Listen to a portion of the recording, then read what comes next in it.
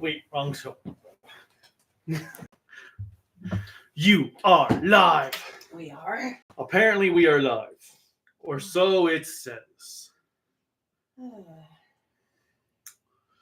It says we are live. Yes, if we are live, we should be talking. So hello, everyone.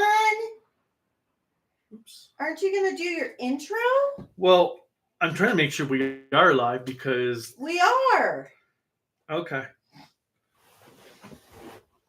So, what's up, everyone? I'm the Kaiju Comment from the Toku and Animation News Network with...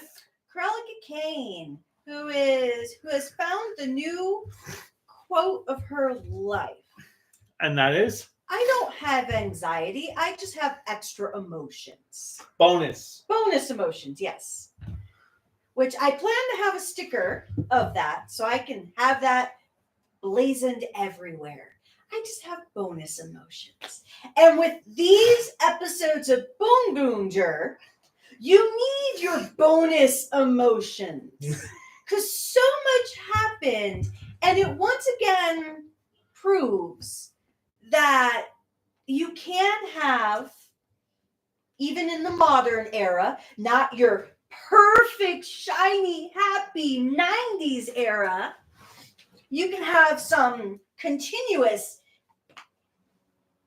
knocks out of the park. I'm trying to think of the sports reference, like home runs. Okay. I'm like knocks out of the park, so a home run? Yes, because... except the fact, remember, we didn't have a baseball episode this time around, or a sports episode. But... Which, thank the gods for that. But Don Brothers was really great. Oh, Don Brothers is perfection. Then King Oger was really great. Yes. And now Boonboomger is really great. Especially if they don't drop the ball in the finale. Yes, but so far, excluding episode 48, Boonboomger is another example of an incredible series that is outside of, like I said, your shiny, happy 90s. Well, it's also interesting because we've had, Don Brothers, obviously, we had a Sentai alumni doing it. And then King Oger and Boonboomger have been new blood. Yes. So I really like that Toei had got out of that safe zone, like where they were just completely safe for the last decade, and have been like, just say, screw it, go all out. Well, and that's what I have to admit I like about it. So, episode 44 was our first one we watched, which has not Michael Jackson finally making his grand appearance battle in front of the Rangers and kicking their asses with style. We've got Taya finally learns that Raita is actually working for them, which I was surprised he actually is. I thought it was Raito. Raito. Yeah. You said Raita. Oh, Raito. And I was like, oh, he actually legitimately is working for them. It's not that he's trying to figure out a weakness. Well, so with episode 44, I liked it because it's been a little while since we watched episode 43, but I can honestly say I didn't feel like, oh shit, what had happened? Not like Ultraman arc. Like, where are we? What's going on? Like, it still kept you in the groove of it where you're like, oh, holy shit. And so I have to say, first, I'm sorry to all the furries out there because I never understood furries. I always thought they're, admittedly, and I will own this, I always thought there was like a creep form to it. And that's no disrespect to any furries out there. It's just, I think of Pogo the Clown from when I was, even though he was not murdering people by the time I was born. He was murdering them before you were born? Well, Pogo, actually, no, Pogo was around in the 80s doing stuff too. Yeah. But Pogo, well, you know who I'm talking about, right? No. John Wayne Gacy. Oh, okay. He's the actual Pogo the Clown. What's Pogo? That's his clown character. Now, you know Madonna Wayne Gacy from Marilyn Manson, right? Okay. The bald dude. His nickname was Pogo. Okay. So most people knew him as Pogo. So he was clowning around? Yes, he was a clown outside of being this pillar of society. But I always thought like of furries as like clowns, and clowns were always creepy and scary. So is that where Stephen King got it from? For Pennywise? Mm-hmm. Oh. I would think. I don't quote me on it, but I would think that. But so furries, I always had like this issue. I respected people for their choices. It is what it is. However, now with World Spinner, I have come to the conclusion that the way they did that whole design for me, I was like, that's kind of sexy. And I was like, oh my God, I'm like a furry. Okay, I'm a hypocrite now. And so I own it. Not quite. I mean, there is a difference. But I did like, so I'm going to say, I kind of was a hypocrite because I was like, I like that design because with the way the voice actor is doing the vocal charisma and the suit actor. And you like his hair. Well, yes, too. I do like the hair. But altogether, the voice actor, the suit actor, the designers for the costume, they did something that I was like, wow, okay, I do have something yummy in the series, and now I'm a little creeped out.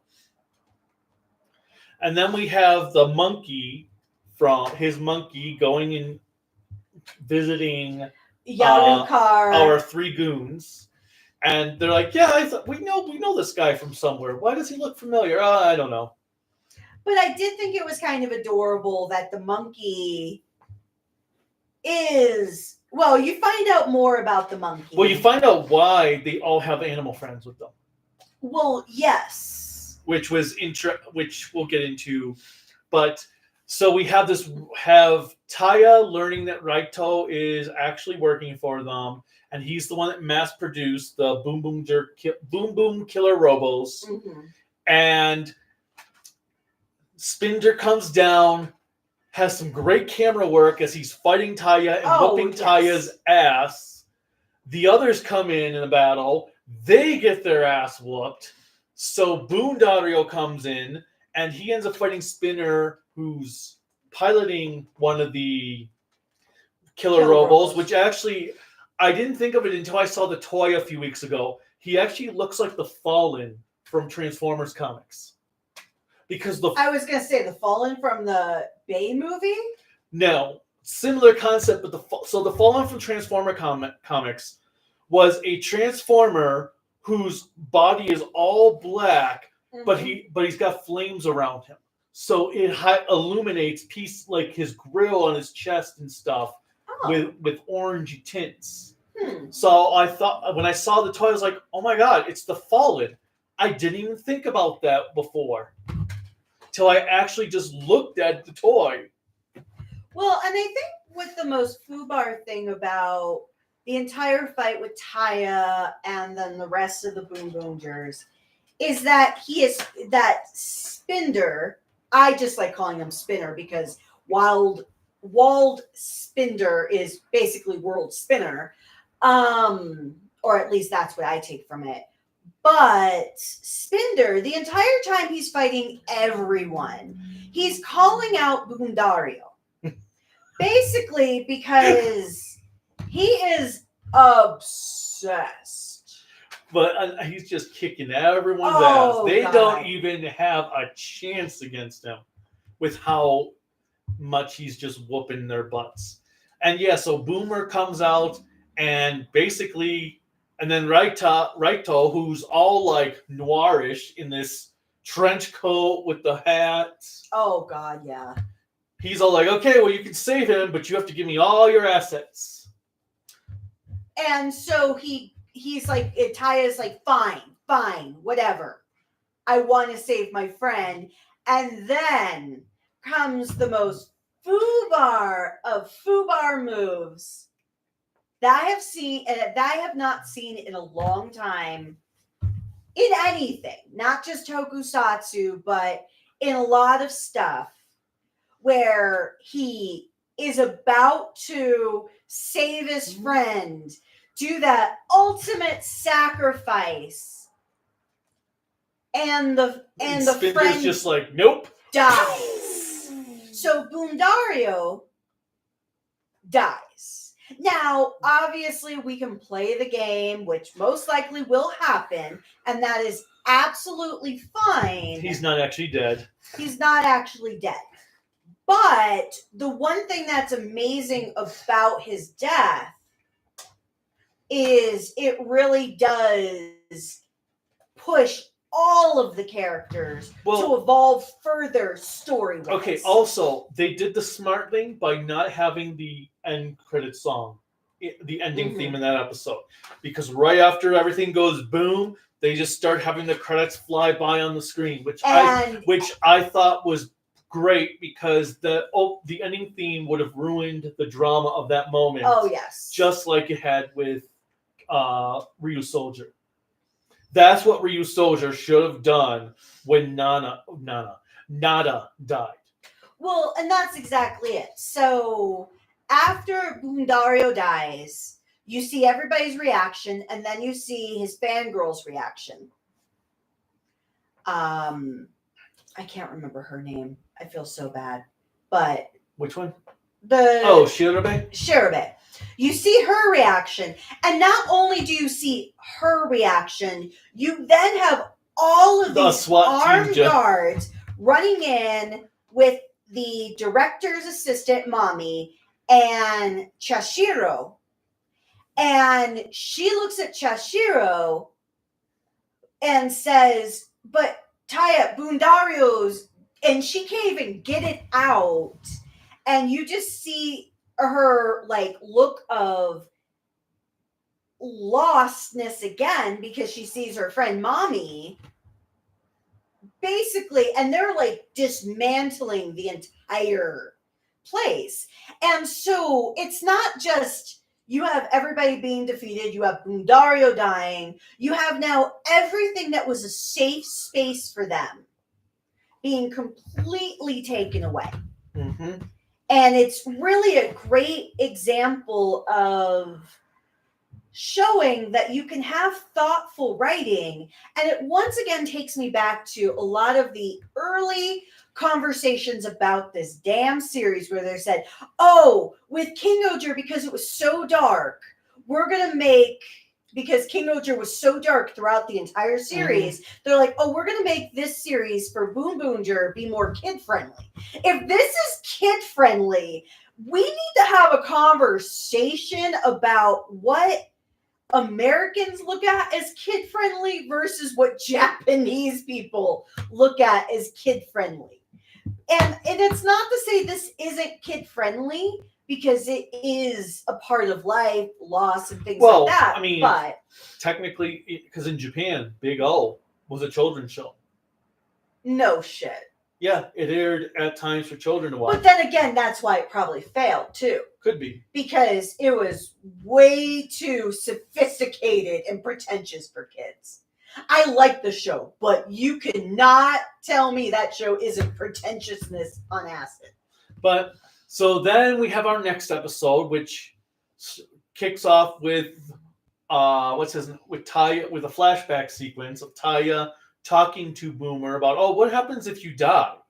Well, and you basically, like, you get it, you hear it later in the episode as well, but basically Boondario and Bune and everybody, they disintegrate. And not like they disintegrate into like a pile of goo or acid because of machines. No, they turn into dust. And it makes me think of the phrase from the Bible, whenever you go to a funeral, if you go to, not a funeral in the church, but if you go to the gravesite and you have a priest there or a reverend, typically it always starts with ashes to ashes, dust to dust. And that is not simply just a movie thing, but that does happen. But so this episode was unique because only Violet transforms this episode. We don't see the rest of them transformed at all in this episode, because we got the resurrection of Dis and the three goons learning that Dis actually had used Madrax as cannon fodder. And I love when Dis is like, well, like, oh, aren't you guys gonna help me? Oh, we're actually kind of late for something, so we gotta go.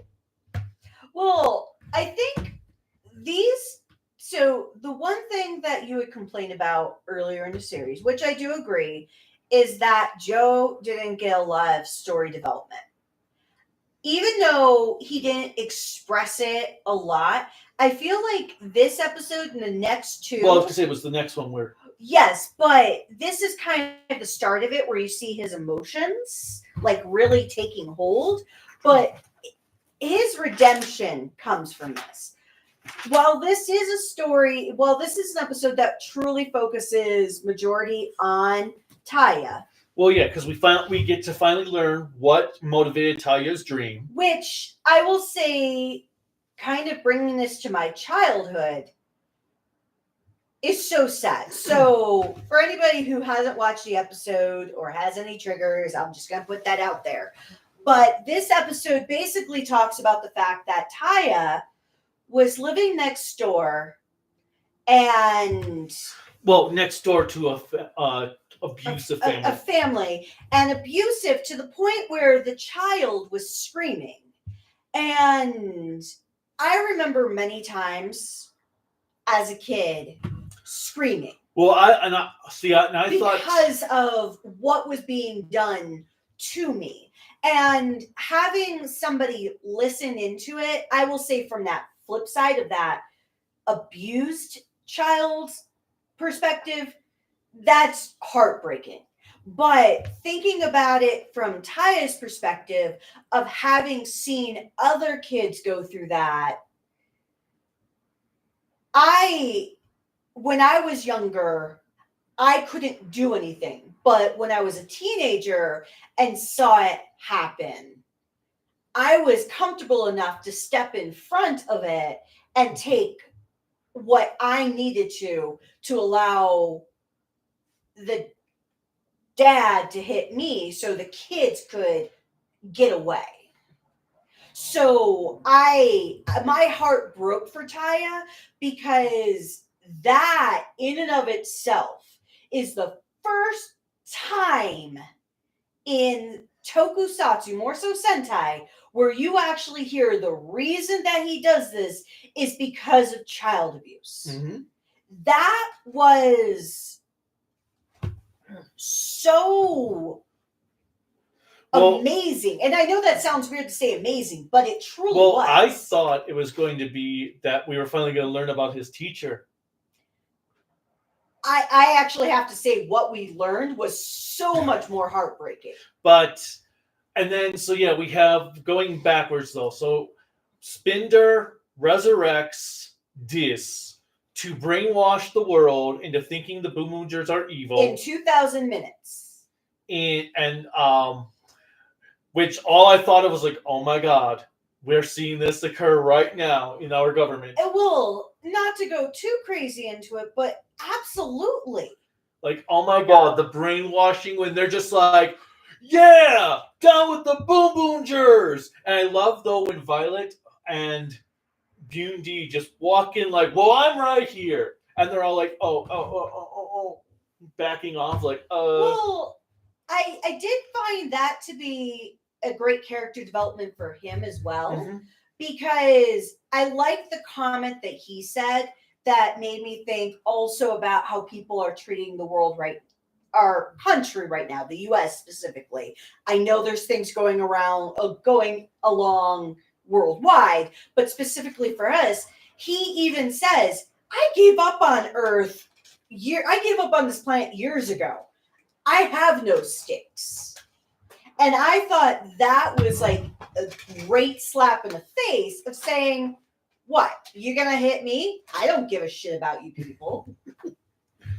But yeah, and then Spinder betrays Dis because Dis finds out, oh, he's also just a tool, and you're gonna blow up shortly. But and then what else do we have? Oh, the other thing I liked is how the opening song again. We no longer have Chishiro showing off in his transformation as form. much as possible. They can't completely take him out. Just like what they did with Genba. earlier in the series. But not only do we have that, but we also have Taya being taken out of the opening Taya as much as possible. And Boomer missing as well. And that was amazing because obviously that takes a lot of effort to have to chop up the opening, but still pad it where it can fit the length of the song for that period of time. But yeah, I liked it a lot. Trying to think what else occurred in this episode. Well, I did like the fact that the trio, our Rocket team, or Team Rocket, they already had their doubts, but to have it this far where they actually learned he did get his memory back. That Mad Rex did get his memory back, and that he was doing it essentially to protect them as well. And the three of them, being that he was the only Hashialian or Hashialien who actually cared about all three of them, with Atasha, Yadukar, and Decatrade. It was actually, I actually felt really bad for them because it was like, wait, he's the only one who wanted us. Mm-hmm. So these episodes were like emotional trauma. Like, I imagine they did this so that the therapy bills in Japan can be worth it. Well, I love how much story has been in these last few episodes. You're getting the roller coaster. Like, we had that little dip in the second arc where everything was so like, okay, nothing's happening. This is boring. And I didn't think it was boring like you did, but I know where you're talking. And then when we got to the third arc, things were like, and then it's building up. And it's like, yep. Oh, you think you're safe? Nope. These last 4 episodes. Yeah, I kind of feel like I need to call my therapist and be like, we need to have a talk because apparently a kid show is giving me more trauma than my life did. But they had more trauma in these 4 episodes than the MCU has had in a couple of years. Yes, but before we continue, I want to see what comments are out there. So we have Anthony Sarkis saying hello to the both of us. Same thing with Rafael Navarro. Axel05 said, would you consider this series a semi-anniversary season since we got Go on Red, Train Red, and Joe? No. Well, okay, let me ask you a question then. What do you think about having 3 Rangers? Because traditionally, during a series, from a lot of what I've seen, unless they were an anniversary series, did you get other Rangers making a special appearance? No, that's something that has occurred that has been a thing since Gokaiger. I don't remember that as common in a lot of the shows. Because Ninja. Well, I didn't watch all of Ninja. Well, Ninja had Kaku Ranger and Hurricaneger appear. Well, that makes sense because of the ninja theme. And I'm thinking of the shows themselves, not the movies. Well, that's what I was going to say, because these were in shows, not movies. Go Busters. Oh, and Ninja had Jiraiya. See, I didn't watch all of Go Busters had Gavin appear. But, okay, excluding Gavin, I mean like other Sentai series. Well, it's still... Q Ranger did the Deca Ranger, where they went to the Deca Ranger universe. Did they? Yeah. But then again, because it was Gavin and the Deca Rangers with the Q Rangers. I guess I don't remember that either. I did watch that series. Because you had Bon screaming at the new Gavin, since the new Gavin's a freaking idiot. So, okay, that's fair. I don't remember a lot of the... And then we had... What was the other one? I thought there was one more that I was trying to think of, but whatever. But okay, and Axel also asks that, or mentions that they can't believe we're so close to Boon Red passing the torch, and I'm like, yeah, trust me. When we watch these 4 episodes, they flew by. I thought we had one more episode, and then when we get to the trailer saying final episode, and I was like, we're done? It's like, what the hell? Well, it's also, you have been having like anywhere from 8 to 12 episodes to catch up on when we've been catching up on Boonboomger. So this was the first time in a long while where we only had 4 episodes to watch. And then Thea Games 10 says hello. I already did that one. Oh well. Raphael says Boonboomger kind of reminds me of Dynaman in terms of fun and enjoyability. I can see that. Now, was Dynaman... Oh, there is one thing we didn't talk about for episode 45, though. When Boomer goes boom, and all the gasoline absorbs into Spinder, and his outfit turns white. Oh, yeah. Which, that was really cool. That was a pretty kick-ass sequence. He actually So, okay. You know how we've talked about his design looks like Michael Jackson? When he got the white coat, admittedly... Smooth Criminal? I wasn't actually thinking about that one, but it makes sense. I was actually thinking about the fact that Michael Jackson, and I believe his kids now own it, Michael Jackson owned the entire Beatles catalog because he bought the studio that had it. And... so when he got the white jacket, I know it's not the colors from it. The way it was designed kind of remind me of the album cover Sgt. Pepper.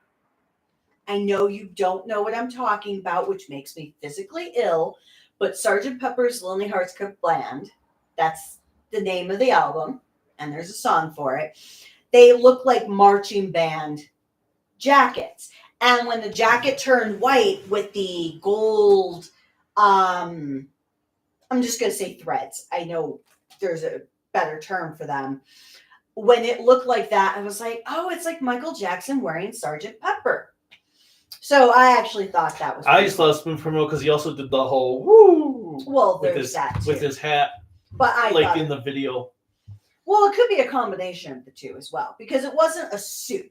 Because when Smooth Criminal, he had basically the noir 3-piece suit that he was wearing with the fedora. And it was not... so I could see it could be like a tie-in for both of them. I just thought of the Beatles. And then Anthony says, I like how Wild Spindo refers to disrace as dis. Just dis. Dissed him. It's not even a full... And I do like how he, Anthony spells it D-I-S-S. Because I'm like, yeah, that's kind of like the whole 90s slang. I'm just going to diss you. Or, who dissed? New phone. And everybody who is on this chat who didn't exist during the 90s and like, what are you talking about diss? Diss was like, I guess, modern day throwing shade, where dissing, you're insulting the person. Yeah, I was going to say, dissing is insulting someone. Once again, we're showing our age, but... It was the 90s. The 90s was a fun time. People actually liked each other. There was no social media to be toxic. Well, yeah, because social media really didn't come around until 2000. MySpace was around in the late 90s, early 2000s, but... What's MySpace? Are you legitimately asking? Don't you remember? Well, I didn't have a MySpace account either because I didn't have the internet that much. Oh, MySpace was the prequel to Facebook, right? Basically, where it was like a long page that you had your profile, people could... you could barely do anything on MySpace. You could actually have music on So was there. it like AIM? No, AIM was just instant messaging. Oh, okay. Actually, it was AOL instant messaging, AIM. Right. Okay, whatever. That's why I was like, you are aware that AIM was... Right, instant messaging, yeah. That I know. And then Axel asks, are you looking forward to that Boonboomger and Kinoger team up? I have been disappointed by the recent team up. Well, we never saw the Kinoger Don brothers, which yes. Okay, actually that's kind of funny because I was thinking like, Boonboomger versus Don brothers. I hope is better than the last team up with the Don brothers. And now I'm like, now that you said like, oh wait a minute, it wouldn't be Don brothers, it'd be Kinoger. Yeah. Which I don't even know when that comes out because depending when that comes out will depend if I do my review of Boonboomger Part 2 sooner rather than later. Because I actually kind of want to start writing my review for Part 2 when we're not doing anything in Florida. Oh, start writing the script? Yeah. Well, I was thinking that Tuesday when I have to work on my report would be a great time to start doing some of that. I told you about that in the evening. Well, we're supposed to be going around to apartments on that Tuesday. In the evening. Okay. Apartment complexes are not open. So you're not going to get it out at normal time? Your report? No, I'm going to get out like the first week where it was like 11 o'clock. Okay, whatever. Sorry, talking about our travel, we'll explain that later. But Box Knight says hello to 2 of us. Yo. What the hell is... You can say hi! You don't have to change it up for everybody. I know they feel special, but they... Yo. Okay. Nevertheless, moving on. I said that. Thea Games says, I do wish that in finale, even though they don't do it in the final episodes, they have one more final opening sequence, and they have Taya and Chashiro back, but maybe even the power-ups in it. No, that would be kind of cool to see how they would do that. Like, maybe like a special finale type. Well, no, it's because usually final episodes don't have the opening theme. Oh, yeah. That's what he's talking about. Oh. Because the final episodes don't do the opening theme song, so we won't get the opening theme song with them all back. So, what are our thoughts, and this is from Thea Games as well, what are our thoughts on Toei having Gojuger be the 50th anniversary series, but not by season number, by team number? Well, it just makes sense in that case. Because what number is... It's series 49. Okay, that's what I thought. But that was to be... And I like that. Thanks, Lou Pot. That was to be expected, though, because... What was it? When Zenkaiger was coming out, Toei said, because they were celebrating Zenkaiger, Sentai's 45th series, and Kamen Rider's 50th anniversary. Which series was that? Revice? Revice, yes. And they said, yes, they said, because they will not celebrate both series anniversaries together ever again, because it was too much. So I was like, oh, okay, so it means they're going to actually go back to celebrating Sentai on its actual birth year rather than series number. So I actually expected them to celebrate, especially with it being 50 years. There was no way they were going to wait. Ignore that. The 50-year milestone. Because it might only be the 49th series, but it's still the 50th year milestone. Well, wasn't that because the first series went for more than a year? Well, it went 2 years, and you had a year off for Spider-Man. Mm-hmm. Plus, it got weird because O-Ranger was the 19th series, but celebrated 20 years of the franchise. But then all of a sudden, they didn't celebrate the anniversary with Time Ranger. They waited until Gal Ranger to celebrate the 25th series. And then they started celebrating it by series rather than year. Now, it is an incredibly huge milestone to think you have something that's been around for 50 years. Because I remember when Doctor Who did the 50-year. Mm-hmm. Well, but the difference is this has been, except for that 1 year, running practically nonstop for 50 years. Well, I think the only difference is it's not the same characters, it's just different teams. Whereas right? Doctor Who had the 15-year gap between old and new. Obviously, Kamen Rider was on and off in the Showa era. Kamen Rider fully missed the 90s, except for the 3 movies, but... And Jake Schuster says that Jew Ranger and Abba Ranger were in Go Busters. Yes, but that was a movie. Okay. Yeah, they did that. That was for the movie. That's why I didn't count that. Because I was going to mention that because they were in the Kyoruger versus Go Busters versus film. Now, were all 3 Abbas or all 4 Abba Rangers in it? Or not the actors, just the suits? Mm-hmm. Okay. Well, I'm trying to think if they had all the suits, or was it just red?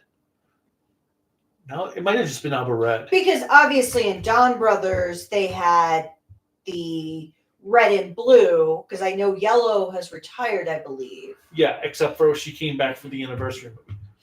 And then Anthony says that they're currently 27 episodes into Q Ranger. And Jake says, I always look forward to the handoff. And that Captain EO, Michael Jackson. Anthony says, can I assume there will be a Michael Jackson skit in your second review of Boonboomger? Possibly. Depends, because since I've already done a few Michael Jackson skits, I don't know. I mean, it probably will happen because... Well, it's too easy. Or you can just do a Demon Slayer. Because if you don't want to do Michael Jackson, just do Demon Slayer. Or the villain of the leader of the Hashialiens is Michael Jackson. Wait. Sorry. I mean Muzan. No, wait. That's still not right. Wild Spinda.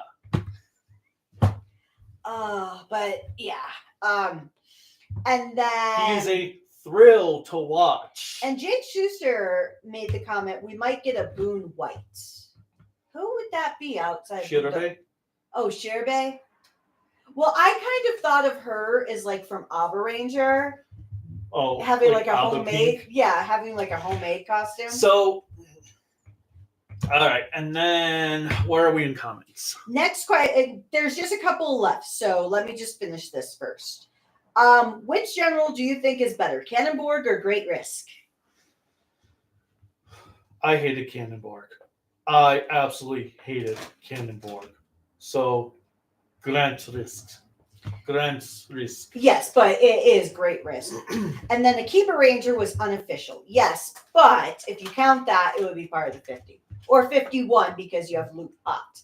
And the last comment, Spindor is Smooth Criminal by Jake. All right, so with 46. Yeah, so 40. Episode 46. So we've had no transformation sequence from the Boonboomgers outside of Violet in the last episode. Mm-hmm. We've got Taya trying to resurrect Boomer. And you see Boomer starting to turn into sand. Yep. It actually looked like snow at first, and I was like, "Is it snow?" I was like, "Oh, sand." 47 is also when they got when the message turned on from the princess from the movie. 45, you mean? Or 45, yeah. I was like, 47. We haven't even talked about it. 45, yet. They got the message from the princess showing that there's some disco ball of. Oh, thank you for saying disco ball. I was like, have we gone back to the 70s? Because I don't think I'm prepared for this one. Ooh, suddenly Battle Fever Jay's gonna show up. All I thought is when I saw the disco ball, I was like, is this the... Disco is a dead music scene. Why are you referencing it? But so we've got... It died when it started. We've got Boon D letting them use his body for... to help... slow down Boomer's disintegration. We've got... So our 3 heroes are Violet, Genba, and Sakato. That's Violet. Sakato, Violet. Oh my god. Genba and Joe are going to go to Taya's base to get the disco ball of brightness. And Sakito went with. Yes. But it ended up being Gemba separate from Sakito and Joe. Well, he had to sneak in while they distracted. Joe, all the cop is like to the cops, "Are you sure you're really doing this?" And the cops like, "Well, it's orders, man. We gotta follow orders." Oh my god, did you have to be that fucking creepy? Yes, because I hate the excuse, "I'm following orders." If you know the orders are wrong, you say, "No, I will not take part in this." Well, okay. I'm going to say from a perspective of what I do. I have to follow orders based on what the government standpoint is of HR because of the fact that it's stymied in law. And when the laws change, I have to follow those changes no matter if I do or do not like The it. difference is yours is not going to either kill or save somebody. Are you sure? Uh-huh. Well, thankfully, no, but it does affect people's lives in a very critical manner. So, But I hate the bullshit of, "I was just getting orders."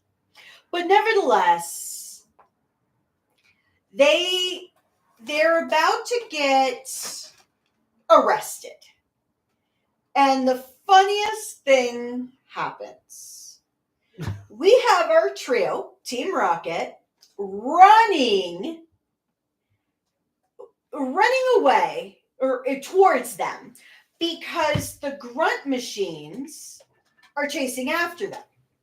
Because this is oh wait, shit, no, I'm wrong. Wait, now No, this is actually, let's back up because the beginning of the episode, Grant Reese comes up to the trio. Yes. Because you find out he's in charge of all the Yarukars.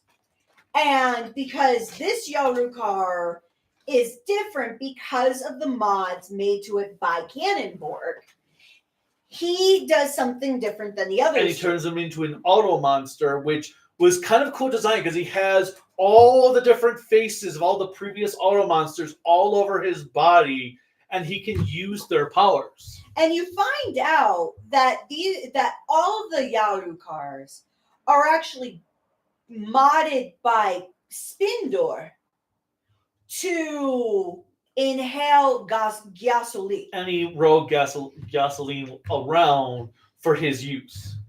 So that was kind of pretty impressive to find out that they're just gas hex. It doesn't matter what they do, they're just gas hex. But so he turns into an auto monster. He goes crazy. He's running towards. Yes, they attack Joe and them when they were trying to infiltrate Taya's headquarters. And then Mommy, because she was with the police, is like, well, we're going to let them handle it. And Itasha and Decatrade are actually trying to stop Yarukar. Well, not at first. Not from attacking. Well, it's not until they learn he's going to explode if he continues that they're like, oh, crap. Because initially they're sitting there wondering, are they pawns to Spinder, or does Spinder actually care about them? And that's when Risk shows up and turns Yarukar into the monster. And then Genba shows up, gives Sakito the disco ball. Sakito leaves to give it to Taya, and we have our orange and black duo fighting Yarukar, and basically they manage to save him. Then an army of Yarukars pop out, devour the gasoline that exited that Yarukar, and they turn into the giant form. And then the three goons sacrifice their... They sacrifice themselves. Well, they sacrifice their killer robo to get rid of all the Yarukars from exploding. And we had Shirabe is doing her own side quest as well, because she's going after, from what it sounds like, Naito. And then you have And he had some pretty cool music in that episode. And basically, you have Mira. She doesn't go anywhere in this episode. Because they want her to watch Taya. Which, again, we have her and Taya not transforming in this episode. And the reasoning for her staying there is because she's like the mom of the group. So she's trying to keep Taya from going crazy with his grief. And then you have, in the episode, you also have a great moment between Taya and Bune. Because Bune finally has his chance to grieve when he sees Bundario turning more into dust. He feels at a loss because he thought with what he was trying to do that he could at least help slow it down, but the efforts weren't as impactful as I think either of them thought. So it gave them a chance to grieve. And then you come to the end of the episode, because I think we're at that point where we could talk about that. The marriage? Yes. So basically, you have the director talking to Spindor, talking about, oh, I can spin the whole... Well, that's next episode. But... the Killer Robo, because of the trio, he's like, oh, I can spin that. Yeah, because the Killer Robos, they're selling them to different countries. But he's like, well, we do have a way that we can actually stop this without actually fighting here on Earth. And he's like, oh, by a marriage. And I was like, well, there's other ways too. And then we have Ishiro coming up to the group as they're meeting, and he's like, I have an announcement from the director. He wants to help stop this war. However, the request is that Boon Pink marries Spindor. And you are like all gloating, like, I called it. And I was like, well, I guess it does make sense, and it's probably the easiest way. Now I just want to have like the sequence from was it Spaceballs? Marriage. Or was that Robin Hood? No, it's what? Well, there's a marriage scene in both movies, but no, because the dude who marries them in Robin Hood is Mel Brooks. The dude who marries them in Spaceballs is a different dude. So that's the marriage one. Okay. Because I think he's trying to stall before he gets there. I can't remember what Luke Skywalker's name was in it. God, I've seen the movie hundreds of times, but I can't remember all the characters' names right now. Oh, crap. Yeah, I can't think of his name either. Bill Pullman's character. Yes. Yeah. No, Chevy Chase's character. Is Chevy Chase isn't in that movie? No. That's why I wanted to see if you actually were like paying attention. No, because it's John. Because he's he's Barf. Yes. Yeah, because Bill Pullman is the Luke and Han combined into one character. Yeah, which is... Oh my God, why can I not think of his name now? I've only watched that movie like 12 times. Yeah, I've seen that movie since I was a kid. Your parents didn't just raise you properly, so that's why you haven't seen a lot of movies. Okay, whatever. But nevertheless, somebody in the chat's going to put it, and then we'll feel like, oh yeah, that. But nevertheless, so then we get to 47. Which has Mira having her meltdown. She has her meltdown. Which, I will say, that wasn't her best acting. No, but... it is. Actually, it made me think of this video that this guy did the other day. Some guy recorded a video of him screaming because he was told his position at UPS has been terminated, and he's screaming at the camera saying, "That manager there is a blah blah blah blah blah. He's a blah blah blah. Just because I want to listen to what blah blah blah blah blah. And he waited till the end of my shift to fire me. Blah blah blah. Yeah, this guy right here. He's got the camera in the manager's face. And the manager's just like and I'm like, okay, if it wasn't for the fact that the dude's screaming and having a whole temper tantrum, I don't think what the manager did was cool, but clearly you deserve to be fired with the way you're acting. He's like, I've been here for 10 years, blah, blah, blah, blah, blah. Tenure don't mean shit if you're a bad employee. But anyway, that's all I was thinking of with Mira's little temper tantrum. It was kind of justified. Because they're like, since she's the only girl of the group, she's been automatically selected. But I liked how, well, first, I'm like, oh, we have a wedding, which is fitting because the series started out with her getting married. So we're back towards the end of her about to get married.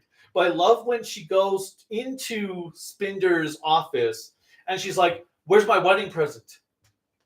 And they're like, what? Oh, well, I want to be able to run the Big Bang Grand Prix. Now, can I say though, what really drove me, and this once again proves I played way too many Ultimate games, is when he comes up to her, has his hand under her chin, and they're like right in front of each other. I was like, that's hot. And then it reminded me I play way too many dating sims. And then, but I liked how he's like, okay, call up so and so from the Big Bang Grand Prix. Tell him who's in charge now. I know, it's my. So now she's gonna be the owner of the Big Bang Grand Prix after all this is done, because he's not gonna get the chance to. Well, okay. Change it. I will say there was another thing that I was kind of a little jealous of, is because they were closer in the height and we're like a foot difference. So any of those cool things that you see in like movies, I've never been able to experience because you're a foot taller than me. But then we have Risk is like, oh, but she's going to ask for more. Like, no, she won't, because this ring's going to take control of her. I was like, that MacGuffin's not going to be used. Or she's going to be immune to it. Because I was like, yeah, either he'll put it on her and it won't work because she's too damn hard-headed. But then the wedding occurs and it looks like they stepped into an episode of King Well, Oger. before we go to the wedding, the other cool thing is when he asked her, when Ishiro asked, where is everybody? She's like, they all went their separate ways. So first we see Sakito in Bune, machine robo. They decide to attack all the killer robos. And then you have Knight Raito, who's in his office, very close to where they all are, with his grandson. No, wasn't it his nephew? Yeah, nephew. And his nephew's like, oh, the Boonboomgers are good. And he's like, no, they're not. We were tricked. No, they're good. And he sees all of his machines getting destroyed. And he's like, son of a bitch. You just see like all the dollar signs bleeding from him. Like, oh, crap, there goes my money. Well, then I like, though, when the nephew is cheering them on, he finally has that moment of, I'm not so smart. But then we have Joe, which is where we get another really awesome element of story development for him. Just like... Well, yeah, because he's hiding, sort of. Oh, he's a terrible hider. And then he sees the two kids from... One of them having... From episodes ago with, the homemade... Because that was the kid, the kid who wanted Ishiro as his mentor. Yeah. And he got Joe instead. And then the kids take him to the three goons who are being attacked by the... grunts. Oh, yeah, the grunts. Now I can't think of their names. But the grunts. And the Niji letters. That's what it is. Niji letters. And then Joe saves them, and they end up teaming up to protect the kids. Which that was kind of a cool scene. I knew they were going to turn good, but I liked how the way they transitioned. I also liked the fact that you saw that they were still alive, because you wondered if they made that great sacrifice of themselves or if they were still alive.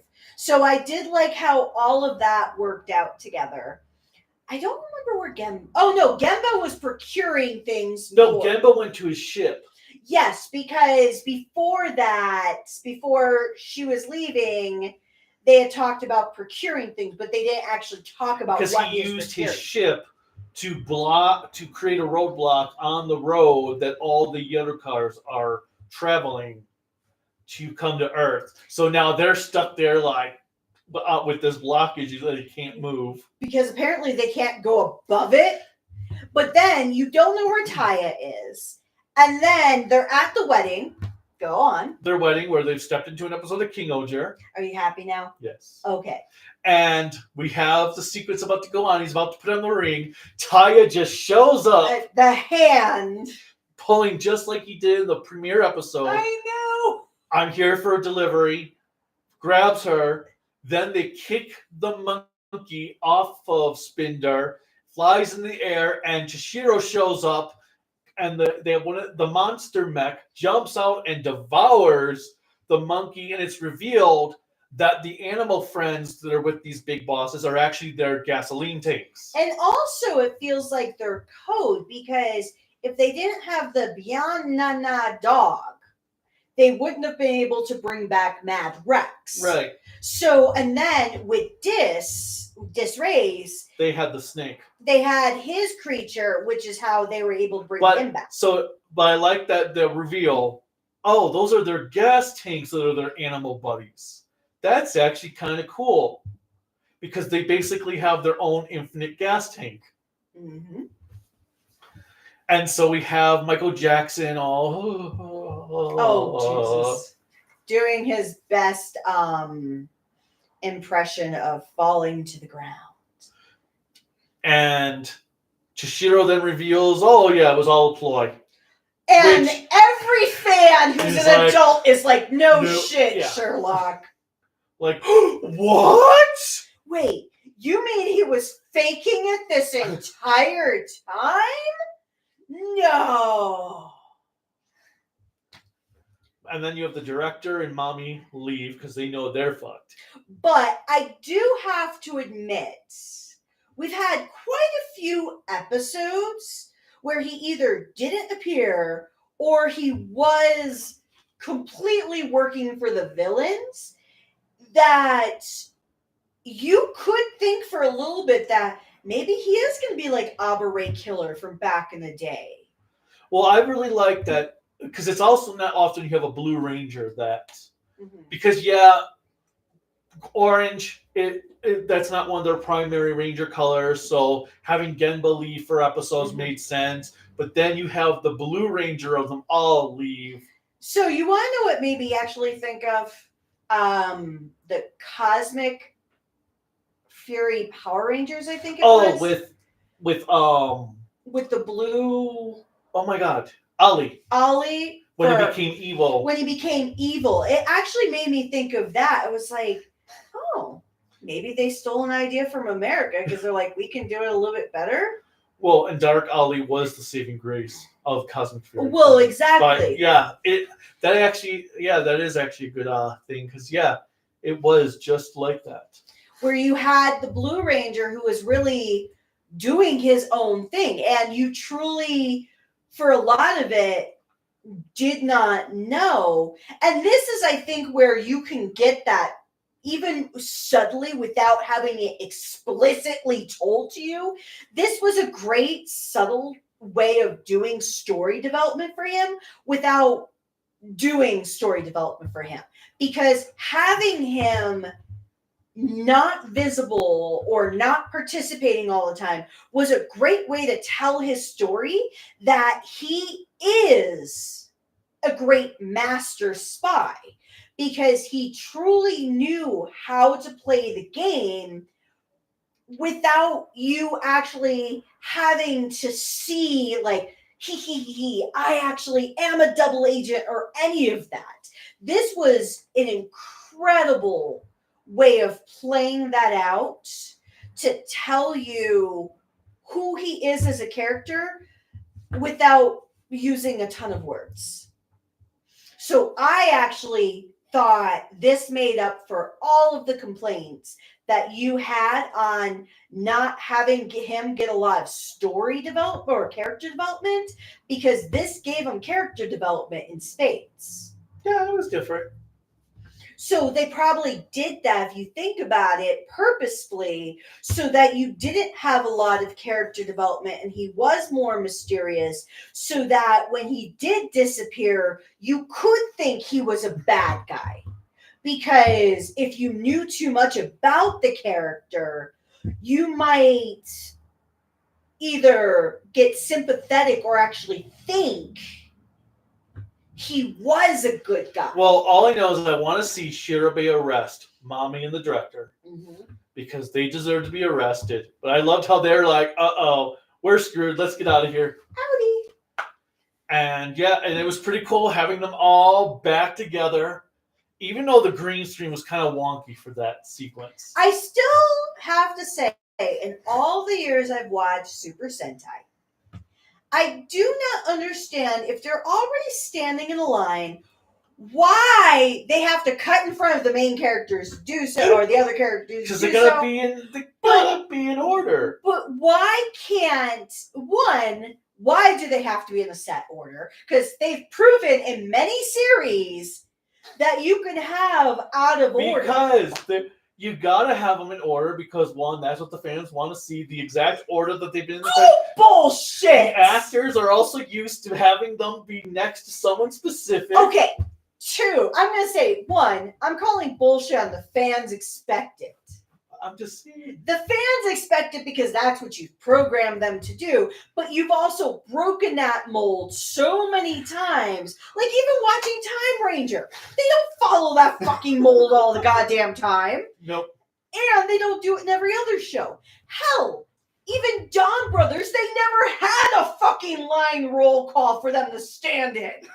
But going back to this, I have always found it super hilarious because then they have to walk past each other and it's like, you know what?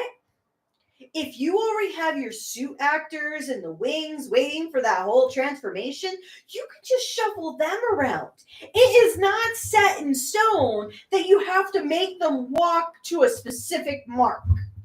Yes, there is. No, there... Actually, no. The main reason for it was because of the stock footage. Because since they would use stock footage at times... But they're not using it anymore. I know, but because they were using stock footage at times... And that makes sense for back in the day before they could CGI the fuck out of a scene and you'd never know what's going on. But it's just, it always makes me laugh because I'm like, oh my God. But just also think, though, in Time Ranger, they had to give Time Blue his own special backdrop compared with the rest of the team, because the rest of the team was a blue background. He had to have a specific green piece that was put into... And they have to cut it out and cut it around the character. And no, I understand that. It's just hilarious. No, I understand it because if you actually look, because sometimes the Blue Ranger and Time Ranger, if he's not fully into that shape, you can see the clipping for the green screen. It's like, oh my God. But yes, that was my only problem, is that and even in one of the episodes, might have been 45, the background was kind of wonky when they were in their base, because you actually saw flickers on the green screen background. Well, you expect that there's going to be some kind of clipping issues. Well, no, this wasn't clipping. It was just flickers, as if they didn't... They didn't go down far enough. Or they didn't crossfade the two colors completely on. But it made me laugh because you literally have Joe and Sakito walking in front of everybody else. No, not Sakito. I mean Gemba. Yeah. Walking in front of everybody else so they could get into position. I'm like, you could have just fucking left them right where they were. But no, we have to make it look like the opening sequence of the song. But no, it made me laugh because it's been a joking frustration of mine that he has to listen to every time we watch a Sentai, and we have to see them cross streets. So what I think is going to happen in the finale, outside of what we saw with everybody being bloody and fighting really hard. So they're going to beat. So after they've done their transformation at the end of this episode, they're going to beat Risk. Then they're going to have their fight. Risk is going to give some of his remaining energy to gasoline, not energy. his remaining. It's not energon, okay? His remaining gasoline to Spinder. Spinder is going to kick their ass the first time. They're going to de-transform.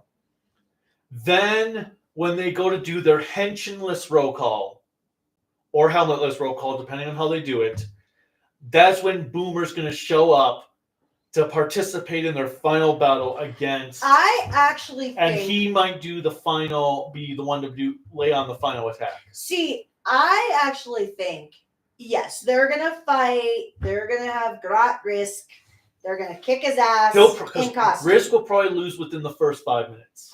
Then, I actually think they're going to have their henshinless roll call, but I actually think they're going to pull like a Die Ranger, where the final battle is Boomer is either going to be, well, not fully Die Ranger, but they're not going to fight in costume.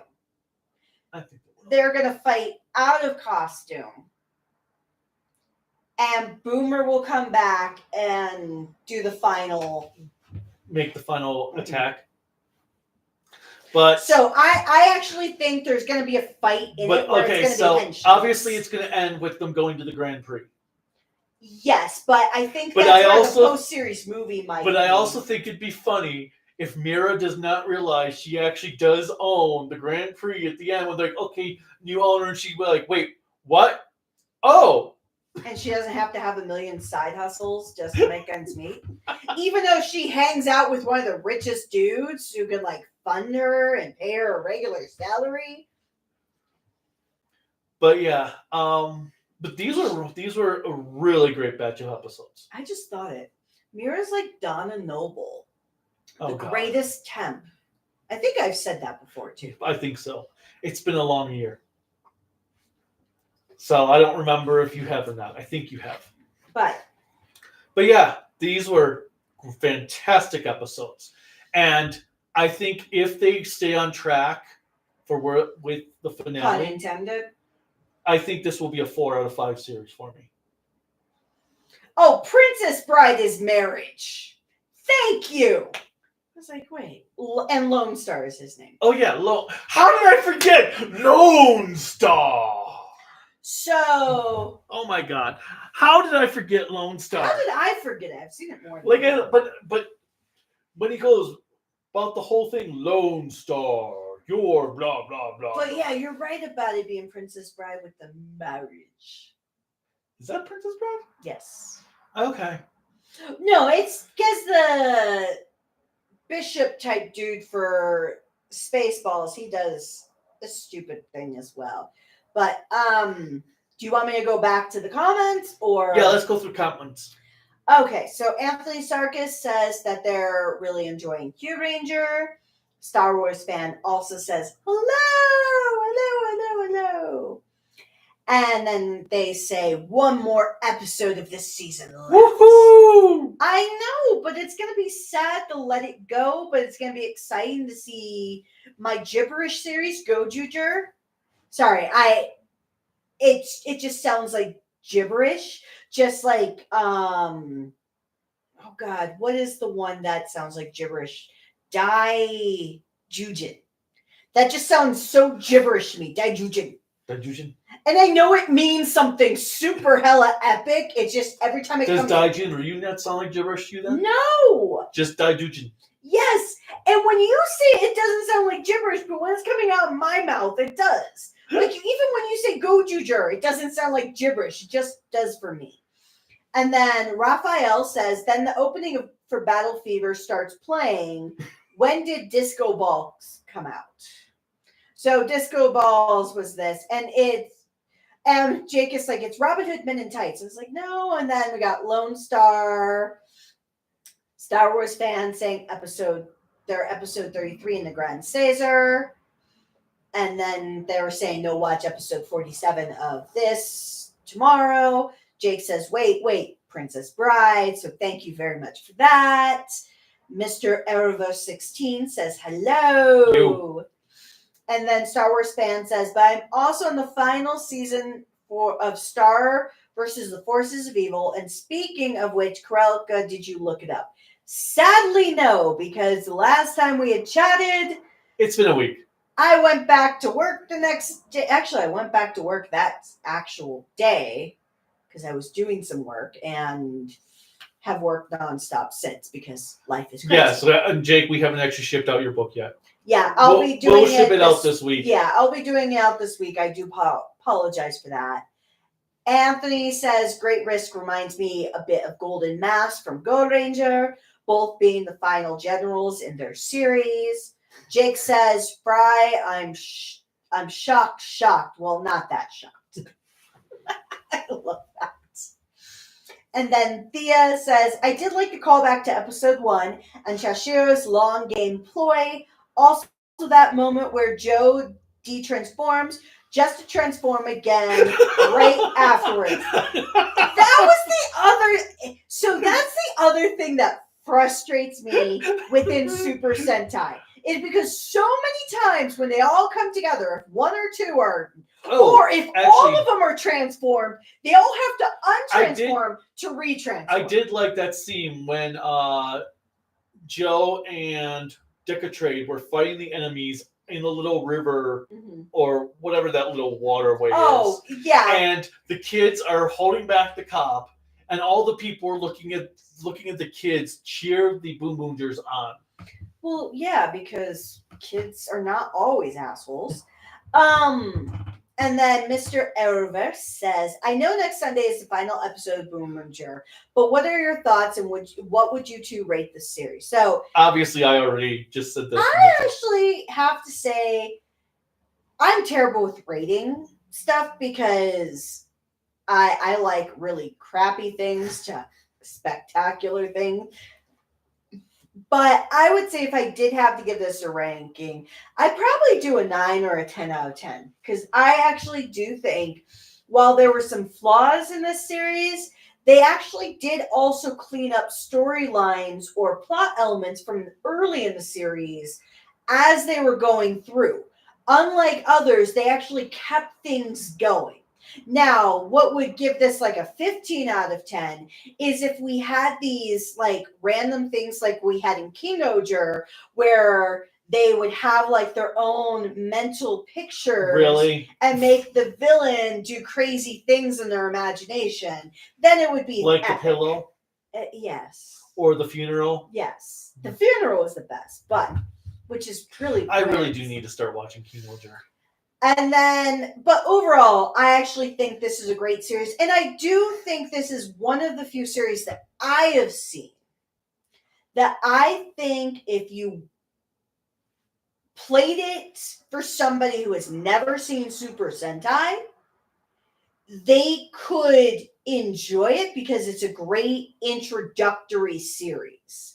Even when you have the callbacks to Go on Red or anybody like that, you're not put in there where you must have watched the series to know what's going on. Well, one thing I will say is I still don't like how much they gave Mira the shaft in the second half of the series compared to the first half, but I do think these last two episodes have really made her still stand out, even though she didn't get much to work with for the last 20 episodes.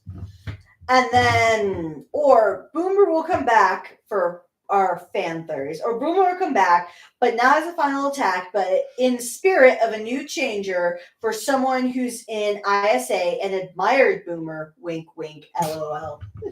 Oh my God, that would be like her wet dream. I am one with Boomer. Yeah, I can't judge because I already made my comment earlier in this video, but that would actually be hilarious if Shirabe did become Boon White, all because she got a henshin changer of Boomer. Yeah, there you go. Boomer turns into a henshin device. And then Jake Schuster says, I think Joe is a good character. Also, I have not found Pinky in the Brain clip about the bottle of water. I don't think it exists. I still think it's a mandala effect. No, And then, it's not. oh, can't wait to get it. Thank you. And then Anthony Sarkis asked, what made you two watch these episodes, Boonboomger, before the final episode comes out? So we've actually been talking about the last 1 or 2 weeks about wanting to watch Boonboomger just to get caught up. And so this was already in the mind space of doing it because preview next weekend, our plan is to catch up on Gov and do a live stream with Silver Quill when he's back in town. So it just kind of came happenstance. Last weekend we finished Arc, but originally we were planning just to do 44, 45, and 46 for Boonboomger. But then I was like, well, why don't we hold off until Sunday so we can do 47, because next week, so a week from Monday, the 10th. What day is today? Today is the 2nd. Today is Sunday? Yes, it's Sunday. You have clearly seen I have not been in my office all day. Well, no, it's because I have a home office. It just feels like Saturday to me. Every day is Saturday to you. But anyway, so because a week from tomorrow we're flying out to Florida for a week, we're not going to have time to really do much of anything.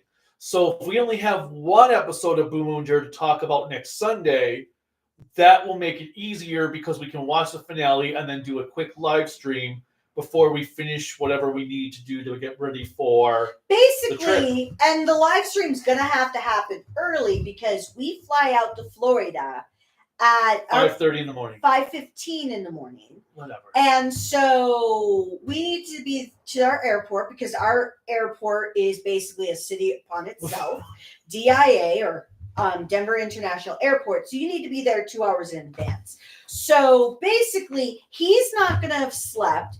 I'm going to take a sleeping pill immediately after we do our live stream, or maybe during the live stream. I'll take my sleeping pill. Well, it depends what time we get the live stream recorded at.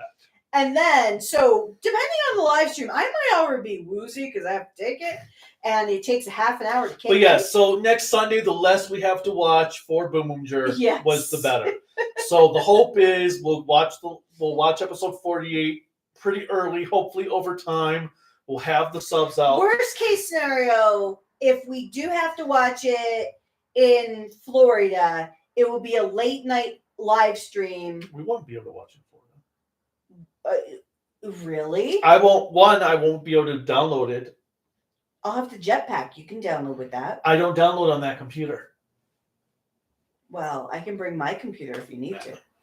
No, well, if we don't get to do a live stream next Sunday, it just won't happen until we're back from. Well, our goal is to have it next Sunday, but nonetheless, that's kind of one of the reasons why we decided to do it today. And I'm actually happy that we did because it was a nice, joyous opportunity to just have my heart melt and become happy at the same time. It's after 6 already. And then Thea asks, if there is a Boon White, then would this mean that this is the latest episode timing of an extra and new Ranger transforming in the show?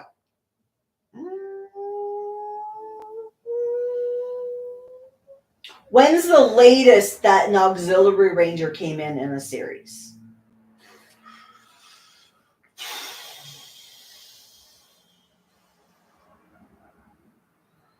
Trying to remember, when did Deca Bright show up in Deca Ranger? Was she like 40? I was going to say, don't you have a magical device? Kaiju.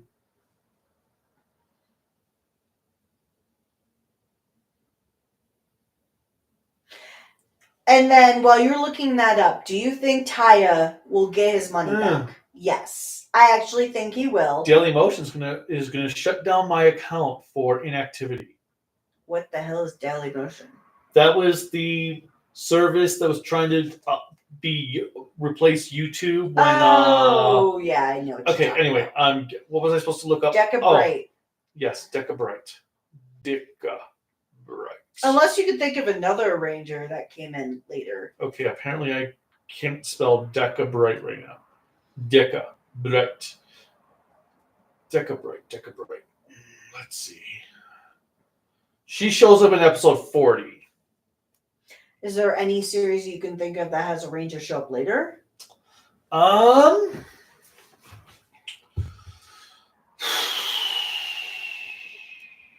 Deca Ranger was the only series that was popping in my mind that could potentially have a Ranger that late because it's a full police force, yeah. Well, yeah, because Deca Break was like number 100, I thought. No, that's Deca Master. Oh yeah, Deca Master. Yeah, Deca Master's number 100. It might be. Okay. By eight episodes. Now, do you think Ty will get his money back and all of his assets? Yeah. And then Raito will even give Taya his company he'll do something as like to make up for what he did. So, question for you: when you finish the Battle Heroes series, well, hold on, and then the director guy for ISA will be like, "I was doing what was in the best interest of Earth." I'm ignoring you now. When you finish the Metal Hero series, Arrowverse says you should do a ranking of every series of the franchise from worst to best. I probably will. And then I predict, let's see, Sheridan will still be number 1, and Kabutak will be the worst. That's my prediction. Okay, I don't know what Kabutak is, but sure. Don't worry about it. You don't want to know. Okay, then I'm not going to watch it. Oh, you're going to watch it with me if Discotech releases it.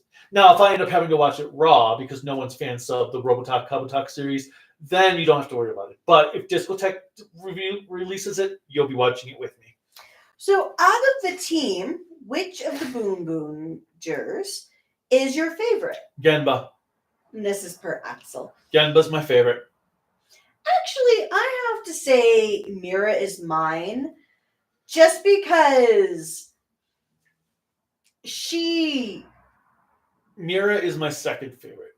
One, I feel like she's crazy, which matches my level of crazy, so I enjoy it. But I also feel like even when she doesn't get a lot of story development, the actress who plays Mira puts 1,010% into her characterization that makes it work. My rankings of the Rangers would be number 1, Genba. 2 is Mira. 3 is Taya. 4 is Chishiro. 5 is Star-Lord. 6 is Joe. Sakito is Star-Lord? Yeah, he got picked up by... His family died. He got picked up by aliens, went out to space. Well, Star-Lord's grandpa is still alive. So it's not like the entire family disappeared. Well, that's because it's American. Well, okay, fine. But still.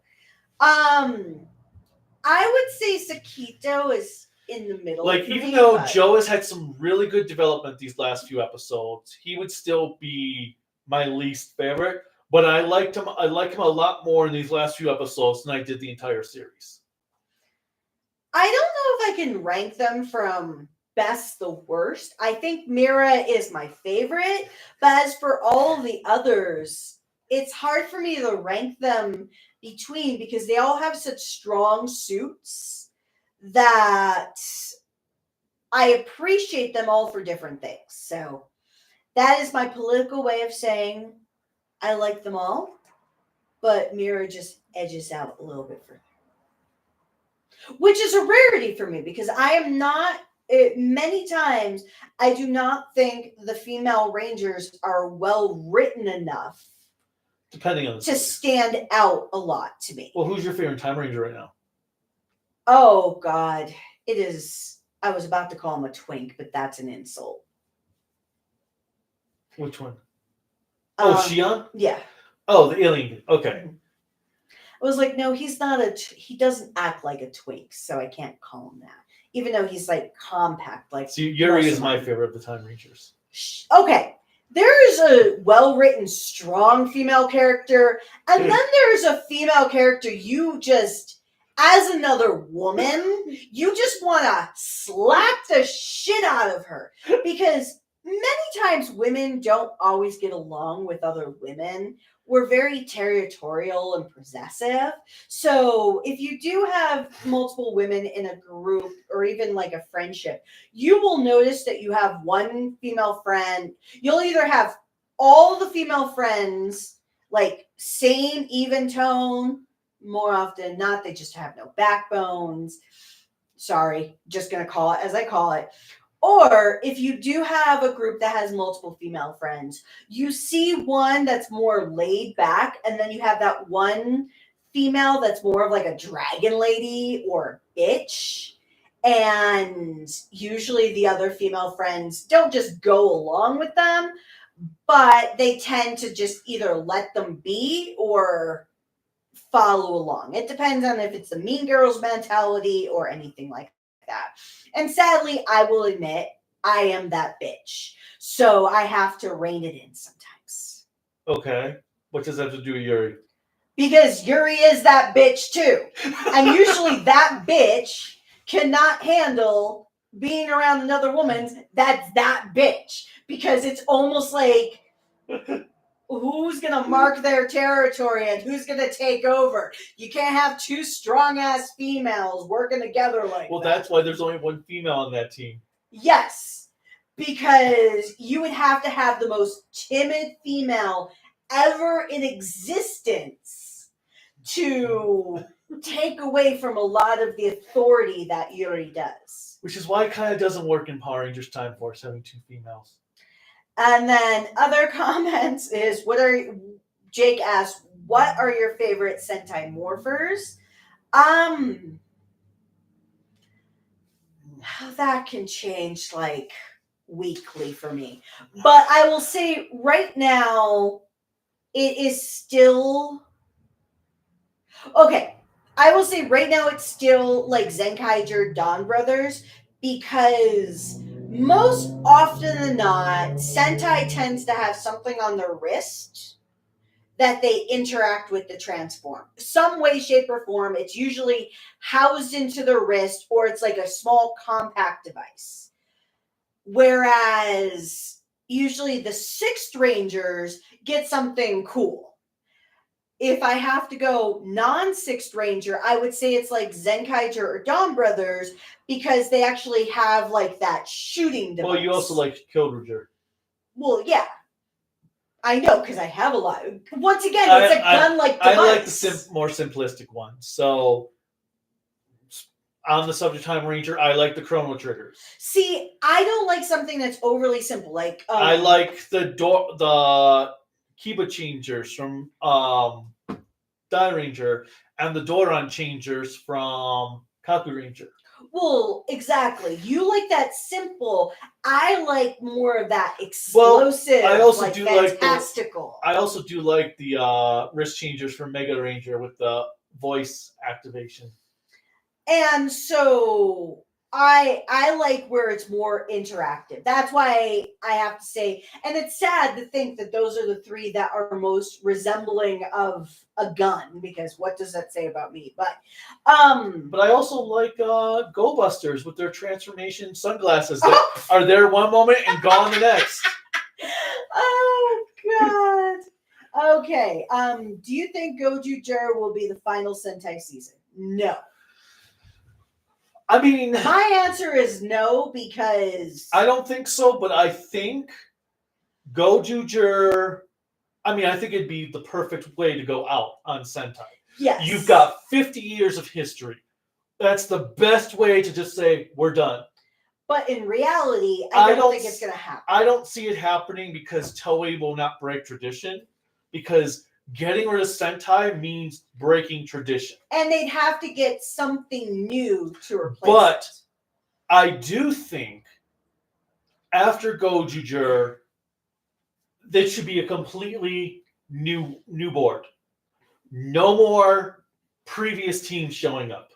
Completely new everything.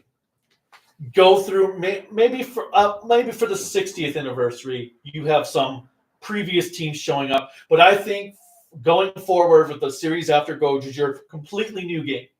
Complete restart altogether. Now, Jake also says that they liked Gemba and Sakito. Mr. Arrowverse does ask a question. I don't know if that's enough time, if we have enough time to do it here. Question is, what is your personal favorite Ranger from every Super Sentai franchise? I actually think that would be a great separate video to do. Because actually, yeah, that's like 40 plus series to have to answer. And it's basically 50 series. Well, with Blue Pot and the Keeper Ranger, sure. But I think that should be a separate thing only because I want to eat. And that would take another hour. I mean, I could run off. Yeah, but let me just put it this way for this short version. A lot of them are going to be Yellow Rangers. No, why is that? I don't know. It's just that the Yellow Rangers have been a lot of my favorites in a lot of series. See, I can't say that for me, but I can understand. But I will say my favorite Ranger out of them all, if you just want my top favorite Ranger, is Ninja Black. Jiraiya? Yep. He's my favorite Ranger of all of Sentai. It's not your pinnacle of Sentai Die Ranger? No. You like the American Ninja. Okay. Well, my favorite Sixth Ranger will depend. It's either Bull Black, if you count him as sixth, Time Fire, or Barai. But still, the way you talk about Die Ranger, it's like you're Sentai Jeebus or something. It is like Sentai. It is Sentai Jesus. Like it walks on fucking water and turns water into wine. Why would I want to be blind? You know what I mean. That it's like this mystical perfection of perfection. But your favorite main Ranger and your favorite Sixth Ranger can't even come from the series? Neither does my favorite villain. Jesus! Then how can it be water into wine quality of Sentai Jeebus? Because it's still the best Toku series ever made. You know, if we weren't recording, I would make the gesture that most 90s kids did to say blow out your ass. But anyways, so do you think Shin Go Ranger will be the 50th season? No. I don't think. Well, I don't think they'll use the name Shin either in a series, only because that in Japanese does mean death along with 4. Well, no. That's Shin. Shin is true. Because Shin Godzilla, true Godzilla. Shin Kamen Rider. No, I actually, if there's going to be a Shin Go Ranger, it'll be a movie. It'll be a movie, but it would be probably next year or announced, or at least it may be announced this year is happening. It's going to be by the same damn director too? Oh, I'm sure it would. Now, Jake also says, because Jake was the one who asked about Shingo, they like Time Yellow. And then Arrowverse responds to Anthony Serkis on the whole end of the series that depends on ratings in Japan. Actually, it doesn't necessarily fully depend on ratings if they'll continue the show. It's also based on what they could fill the slot with.